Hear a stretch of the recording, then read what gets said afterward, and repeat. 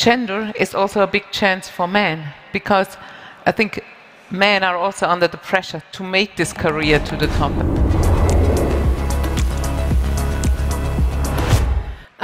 Diversity is a core value at Bosch, and is also a strong basis of our strategy, not just because we want to create an open culture for everyone to really like to work at our company, but also because we have learned that diverse teams just bring much better results.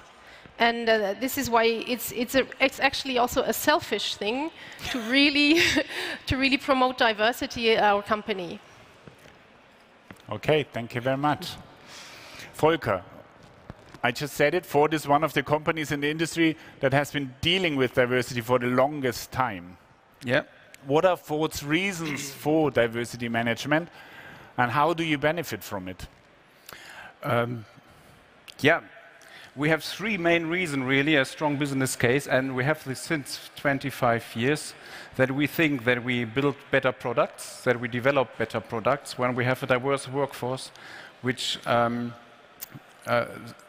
is like our customer base, then we can develop better products. We have a better marketing.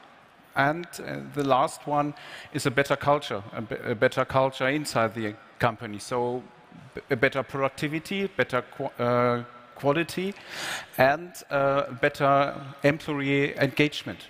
You have more innovation and you have more creativity.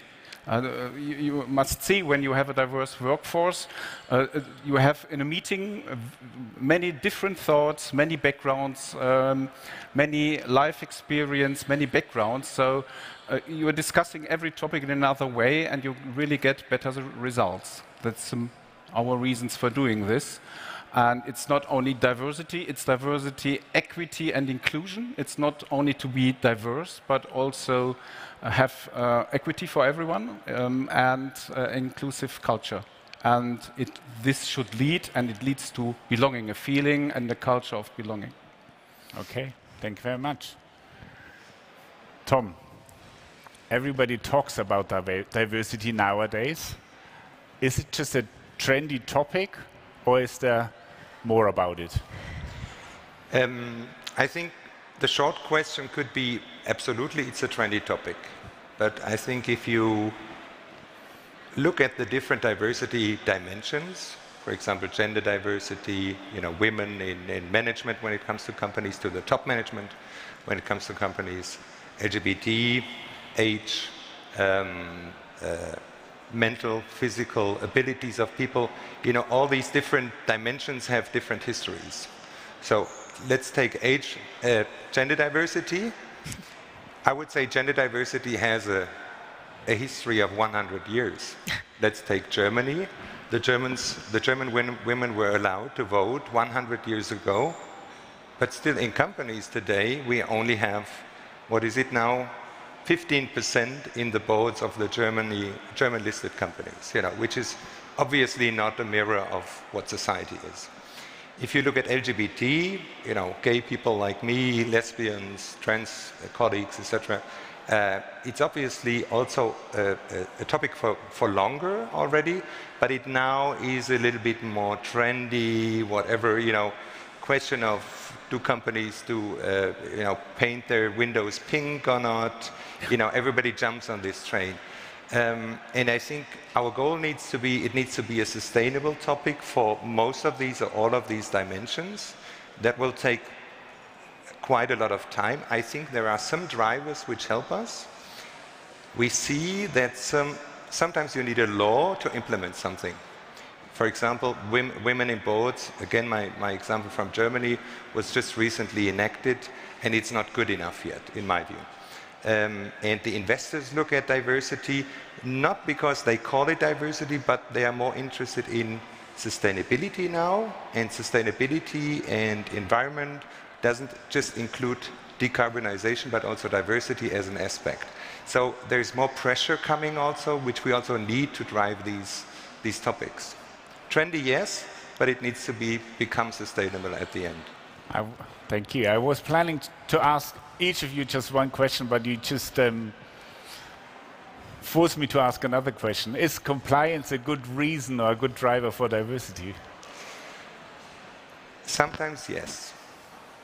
Okay. Sometimes yes. If the companies are not fast enough, it might also be another good driver. We need some pressure through politics. Okay. Angelika, you're coming from an advisory company, so I'm asking you the question, can the added value of diversity be proven through studies, or is it just a perceived advantage? A lot of studies have shown in the past and are done from investors, like Tom said. A lot of fund companies and even venture capitalists made studies whether diversity is really a key to drive growth and financial success and also innovation. And all these studies prove that diversity is a real driver for financial success and for more innovation and for more change. And therefore, I think it's more than a logical thing that a lot of funds and investors like BlackRock now set really diversity goals for the companies they're invested in, and they really use pressure on the boards of these companies in order to change their diversity concepts and to bring especially more women on boards. And I think it's not acceptable that in the new DAX 40 of Germany, 23% of the companies have no woman on their executive boards. So I think if we really want this digital transformation and the transformation of the automotive industry, we definitely need more women in senior leadership positions to make this change work. If all studies show that diversity is a benefit for a company, why are we not any further? I think this is a cultural issue, and it's very much a biased issue. So it's not on the rational issue, it's more on an emotional issue, and I think it's a lot of how people are brought up. And it's also that from a psychological point of view, people really don't like change, and they really like the mini-me's. So there is always this natural reaction. If you're looking for a predecessor for your job or someone in your team, you always are very fascinated by somebody who's like you, who you were when you were young. And this mini-me or social reproduction, homosocial reproduction is a pattern a lot of people are not aware of, and I think it's very important that people are made aware of that these are the pattern behind where they follow, or which are the basis for their decision. And therefore I think we need much more discussion on these biases and all these psychological patterns in order to change the culture. So you mentioned unconscious biases, basically, and it is a major hinderer for diversity in companies. How could, have you got any unconscious bias trainings in your companies, and do you see any benefits of, people reflecting themselves and reflecting their stereotypes and prejudices? Charlotte. Yeah, maybe I'll start. Yes, we do, because we did realize some time ago that the unconscious bias is really hindering diversity, at least in trying to promote people into management, and therefore we have started the trainings for the personnel recruitment process in order to ensure that this really goes back. We also have started team recruitings so that several people look at someone to get different ideas just in order to promote this, and we do see the results. And once someone actually recruits a person they would have not recruited all by themselves or without the training, and it's successful, then we have won, because then it spreads and it continues this way. And so I'm really a fan of these trainings, and I think this is the way to go for the whole industry. Volker, do you have any experiences with unconscious bias trainings as well at Ford? Yes, we had unconscious bias training in the past. We asked every supervisor to do this. when I'm doing diversity training or presentation, unconscious bias is always in it, because it's a very important topic for diversity and why diversity does not work. So I always do this. And we also are launching now in Europe and in Germany are so-called listening workshops, that really senior management is in the middle of a room, and we have diverse talents around him, and they tell him how does it feel to be not privileged or to be bullied. And the supervisor or the senior manager is not allowed to say something, you just have to listen. And the first reaction was, oh, I wasn't aware about this. Oh, that you feel like this, and this really happened here in Germany, it's really happened here in our company. Oh, and this fights a little bit with unconscious bias, and to see what's happening in the company and why it's so difficult really to get diversity implemented in the whole range of the company. Tom, you mentioned already that there are more dimensions than just gender diversity, but many companies think that if you promote women, they are already doing diversity. But why should companies do more than gender diversity? You know, that is a very simple question, because there is simply so many more dimensions, you know, and I think a lot of companies are aware of the gender diversity topic, and the bigger they get, the more they nowadays think about it, because they are not good enough. Actually, if you look at smaller companies, maybe mid-sized small companies, maybe family-owned companies, it might even be much better there, because it's more natural. They are a mirror of society also in their structure, and maybe the daughter takes over the company because the father wants to retire as the owner, whatever. But the other topics, I mean, some companies focus on them. Maybe, let's take Microsoft. We've also, as a Volkswagen Group, Seat as well, we're more focusing on LGBT nowadays. But you have others like topics like mental abilities, physical abilities, where not every company actually has that on the radar. And I think one of the examples where I'm always happy to see what they do, and I'm following them, so to say, is SAP, for example. You know, the CEO, who's the guy at the very top, again a man, but there was for a short time also a woman. I mean, he's also talking about all kind of diversity dimensions. If I look at some other top managers, they just focus on this one or on this one, or they don't say anything. And when we talk about unconscious bias trainings, I fully support what the colleagues say. But if the people at the very, very top don't also talk about it, it's sometimes regarded as something I need to do, and not, it's actually part of the culture, or this is what we expect as the culture of the company.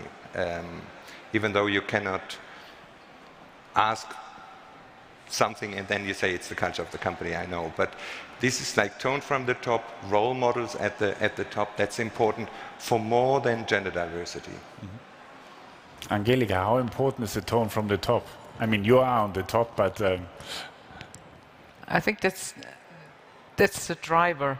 If the top management is not convinced that diversity is important for the company, all the others manager will follow the lead.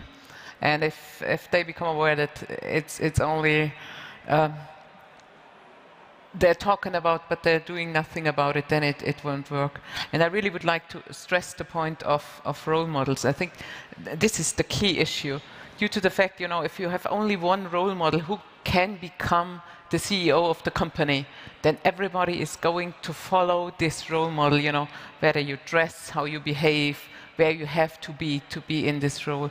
And I think what we really need is a more diverse role model in the industry. It's in the whole society, that everybody with all the abilities can actually, you know, make it to the top and bring the full potential to the workplace. And I think this is very important, that the companies are brave now to bring new role models to the top, that the people and the young people who are joining companies see there is also, you know, a chance for me to go there. And I think like in politics, Angela Merkel also has changed a lot because women became aware that they can become chancellor in this country, and therefore young women were also attracted to politics. This wasn't before, and I think we need the same in our country. And I think it's not acceptable that we have in the DAX 40 only 2.5% of female CEOs. This is unbelievable in 2021. So I think there is a long way to go, and I really hope that the companies are brave enough to bring really diverse people into their boards in order to attract the talents to fill the pipeline for the future leadership. You know, being a role model in a company, and especially in Germany, we always hear, I don't want to be the quota woman. But what responsibility have role models on the top? I don't want to be the Barbie on the board. In order to fulfill the role. I think it's very important as a role model that you are authentic, and it's very important that you also encourage other young women, and that you also foster a climate and a culture to develop other and diverse talents. And I think gender is also a big chance for men, because I think men are also under the pressure to make this career to the top. And I think the more flexible we get, it's also then a great opportunity for men to work part-time and also have leadership positions. It's also for them to say, it's absolutely acceptable that I go on paternity leave, or I take care of the children, that I'm going to leave at 5 o'clock because I have to pick up the children, and that this is not any longer a career blocker if also men do it. So diversity of gender also helps the man, not only the woman. Charlotte, I totally agree what Angelika says. I think being a role model, or taking the role as a role model, really authenticity is the most important thing. Because when you try to be someone else or act as someone else, like when you're the only woman in a management board and you try to act like the men do, this is not going to work, and you will fail. And you will be unhappy, and also the role you're showing to others is the wrong one. But if you can stay the same, and this is what she says, it gives the example to the whole workforce, not just women, but everyone else. You can be yourself, and you can still be successful. And I think this is a very, very important message. Today on LinkedIn, when I went through my timeline, there was a post from Christine Lagarde.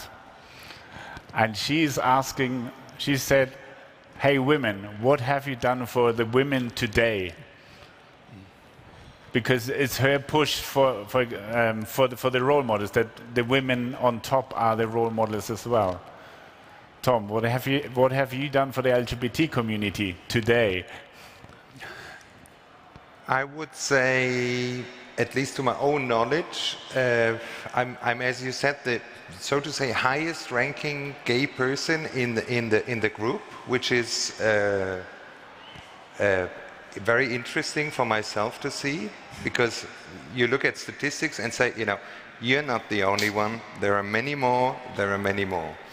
And I truly believe people need to decide themselves what they do in their job, if they talk about their private lives, if they talk about their same-sex partners, whatever.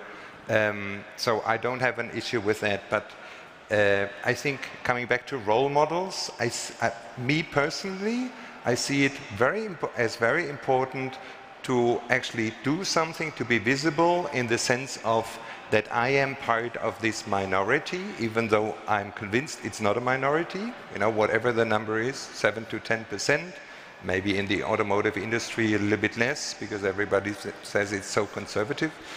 And I see it as important that people see, okay, you can also become a manager, you can also become a top manager, whatever kind of, whomever you love, as we always say, whomever you love, it doesn't matter. The interesting piece is, if I may add, Albert, is I think a lot of people stay in their closet. They are shy to go out. And I think quite a number of them are shy to go out because they believe that others in the company, which is normally, let's say, the management or the top management or the board, think it's something negative. my experience, my personal experience was I never saw that. So I think today, even though if somebody is maybe the CEO or board members are 60, 65, 55, they are not as conservative as we always think. And I'm now coming back to what I said before. I think this is why they also need to make some statements about it. They need to say, hey, it's okay for me or my colleagues, you know, if we have those group also included. We respect you. We don't only tolerate you. We actually respect you. It's okay to be who you are, whom you love. And this is, I think, the missing link, because I think they are less conservative than maybe some of us think. And for me, personally, it's just easy. I just do what I think is right. I'm authentic. And so far, I didn't have problems with that. And I think that will continue. Mm-hmm. Volker, Ford is also doing quite a lot on LGBT. Yes, we do. Do you also have a lot of out executives? To be honest, I do not know. We have not so many role models. We are on the Christoph Street Day parade every year. We are doing a lot, and I think we've been one of the first company who treated gay couples equal before it was law. So we paid the same pension, etc. We're doing a lot, but it's a little bit missing. Where are our role models? And they play a very important function in a company for diversity. Just to be someone you can contact as a woman. How is it to be a woman or to be gay in such a position? And can you give me some context? How is it doing? And just other people see you do not have to be a white man, a Western white man, to be in the board. You can be gay, you can be a living father, not only breeding the family, but to care for your children, to see other dimensions, to be a board member, and not only the typical one you see on the pictures when you Google board management, where you see the same white males. I mean, LGBT diversity is not the easiest topic, let's put it that way.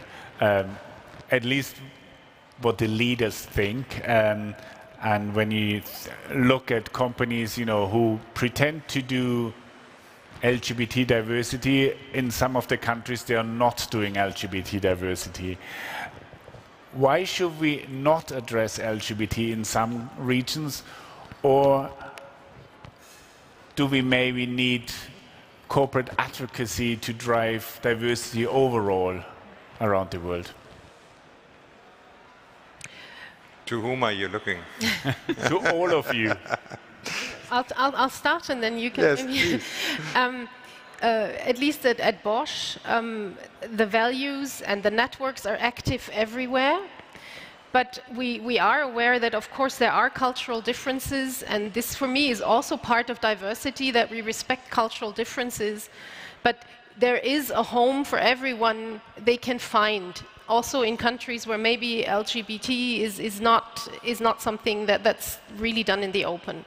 But we do have networks active there, and they are linked to our networks here in Europe, and I think it's working quite well.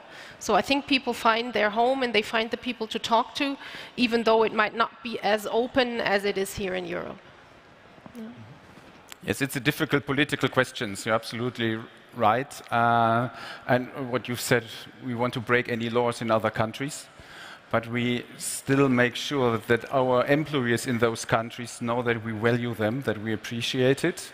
And there was in some countries a new law, and we really have done some internal communication that we've said we still value, we appreciate it, and you can rely on us. So that's what we've done.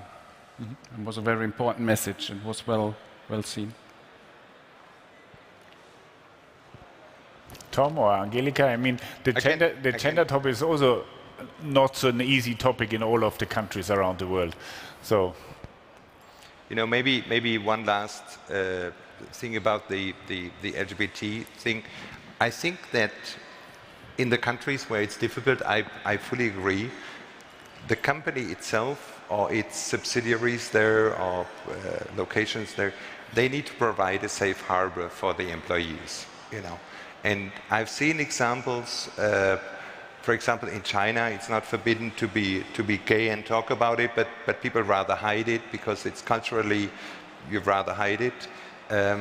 And I've seen people who were sent there and their same-sex partners went with them, and it was no issue at all from the company side.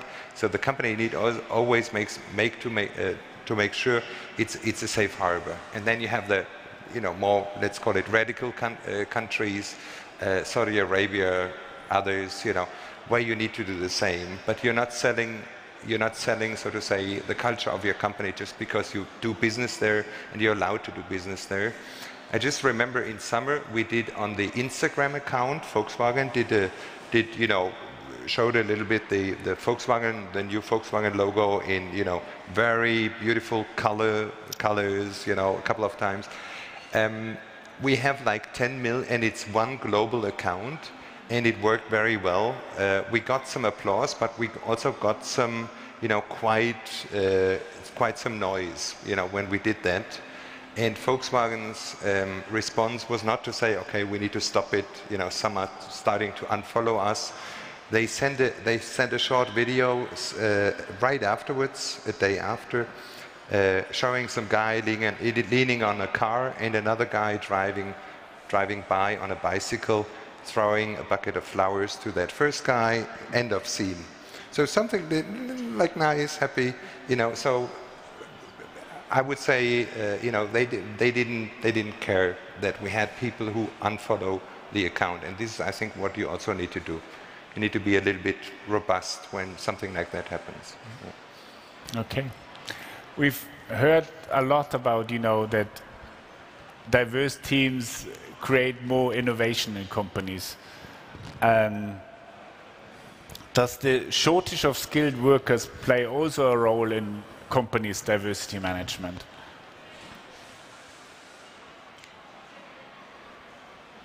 Which workers?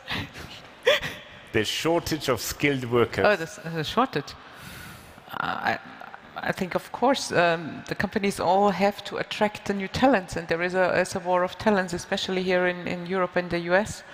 And therefore, I think diversity is more important than ever. And I think also race is an issue, and I think especially in Europe we should really also foster a culture and a climate where people with a migrant background have the same chances to in companies to come into leadership roles, because I think there is a lot of potential and a lot of talent out there which really can be a big chance for the companies within that transformation, especially in the automotive industry and in the IT field. There is so much talent out there with good, skilled IT workers, which I think are more than necessary for, becoming a digital automotive industry in the future. Charlotte. Absolutely. It's absolutely also in order to attract skilled workers. We need the potential of everyone. And we want to attract the best, and therefore we have to look into diversity to attract the best diverse teams. So yes, absolutely. And it's not going to work without, I'm quite sure.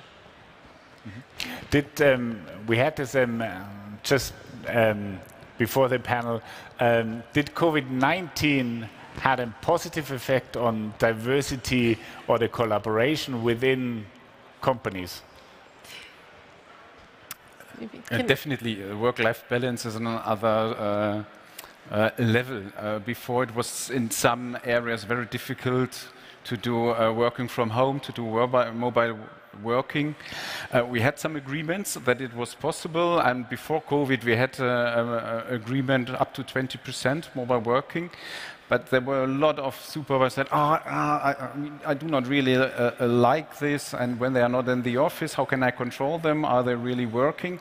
And suddenly with COVID, everything was possible. The other way around, you're not allowed to come to the company. Please stay at home as long as you can. And I think that was a positive impact to flexible working at Ford, definitely. In addition, also, I would say that for international teams, we found that the collaboration of the teams was just much equal.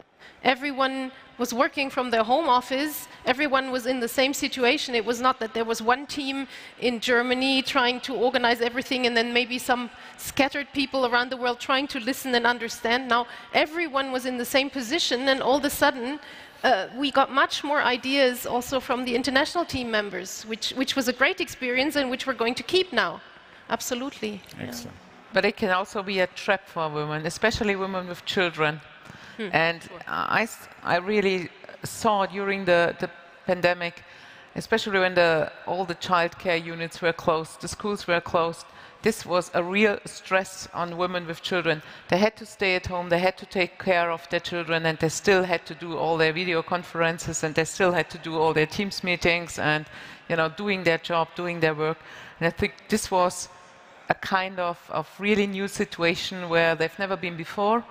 And this really put on, I think, a lot of stress on women, and I'm concerned that we will see in the next 2 to 5 years that the retention rate of women will decrease.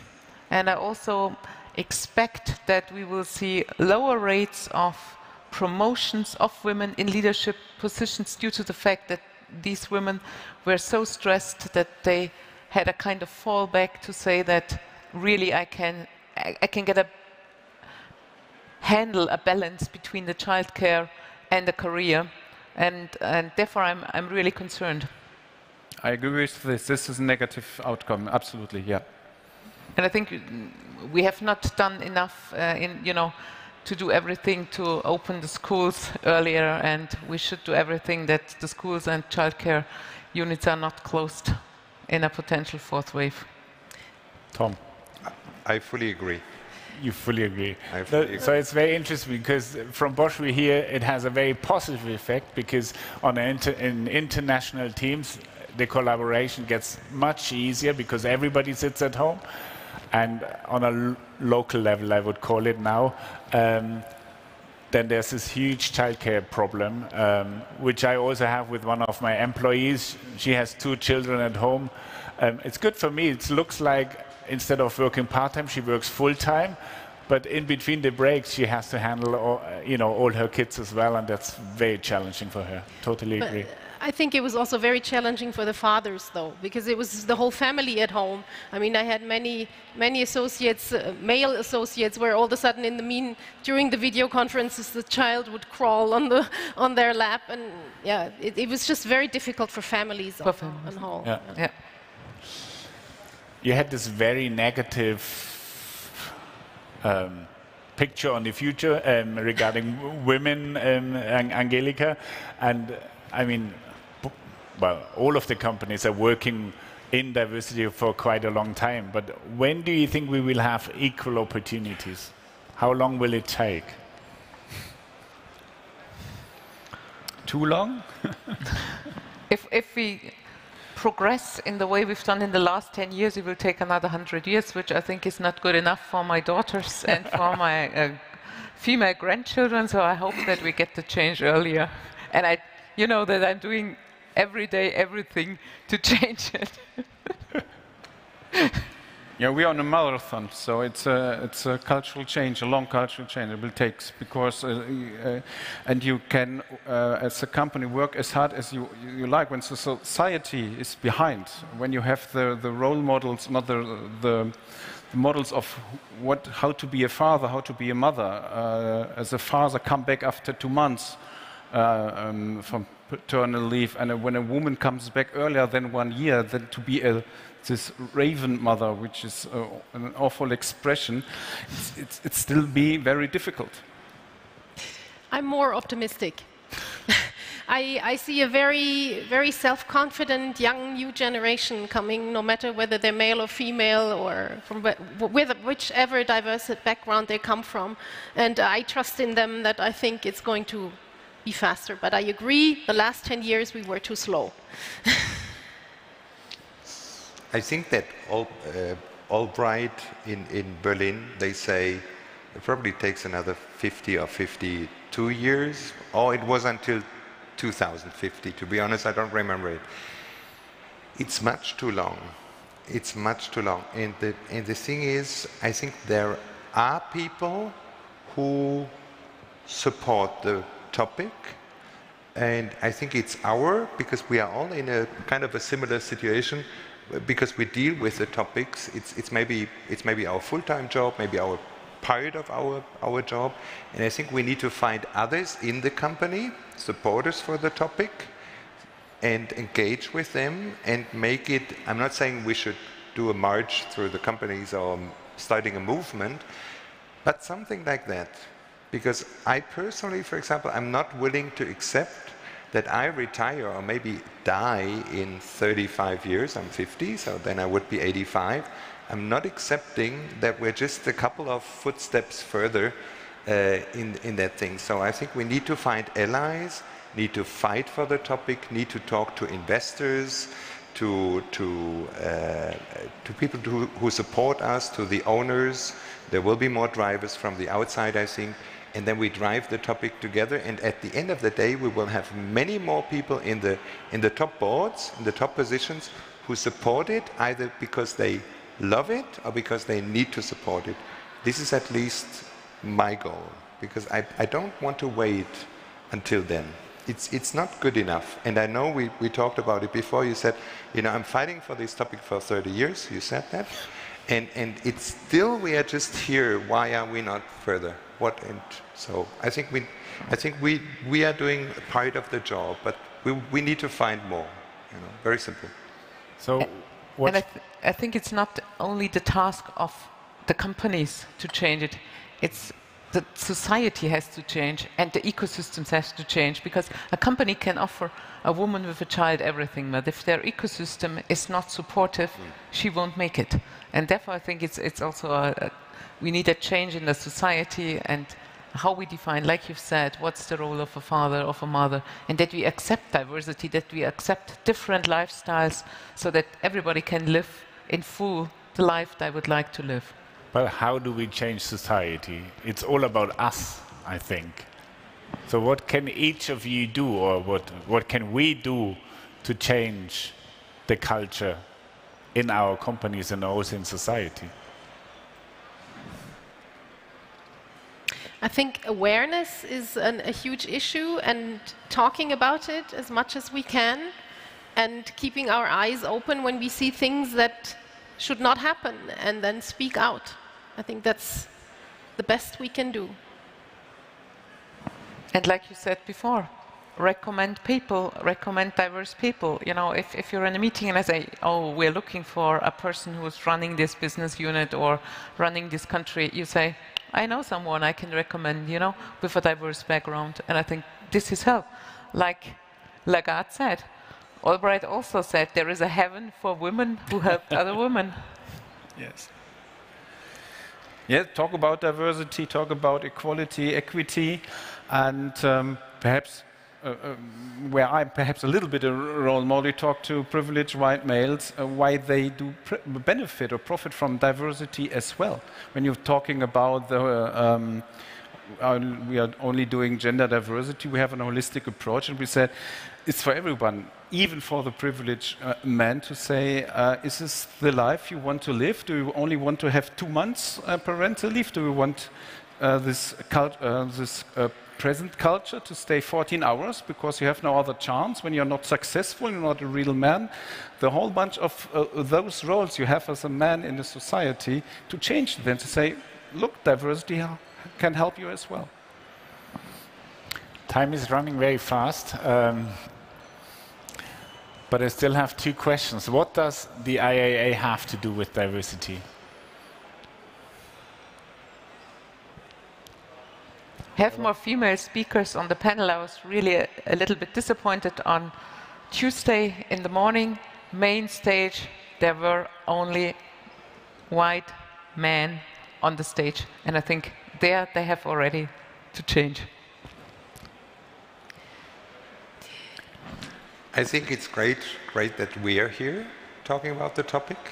It gets more important. It is important. It's getting more important. And, let's further work on it. And I think we've heard a lot of great ideas, great thoughts today. And it's not going to fade away if we have the next IAA or something in between. You know, I think we need to continue working on it in this, what people say, rather conservative environment, even though, again, I think people, personally, they are not so conservative, but they don't show it. They need to show it, you know. The automotive industry has been a driver for innovation in the past, and we are in this huge transformation, and we have to really make sure that we continue to be this driver. And innovation, to me, has to do with diversity and diverse teams. Therefore, I think it's right on the IAA. Yep. And what will move us next, this is a motto, it should be diversity. And when you want to be innovative, you have to be diverse. And that diversity is in a business imperative. Perfect. Thank you very much. We are at the very end of our time, and we tried with a good start with a gender-balanced panel, at least. Maybe we could have brought in more different cultures, but somehow it was not possible. Angelika, Charlotte, Thomas, and Volker, thanks very much for your insights. I very much enjoyed the discussion with you on this topic, and I hope that also the audience could take something home as well. Everybody who listened to our panel, either live here in Munich or in the live stream, thanks very much for watching, and have a nice evening and some more successful days at the IAA Mobility. Thank you very much. Thank you.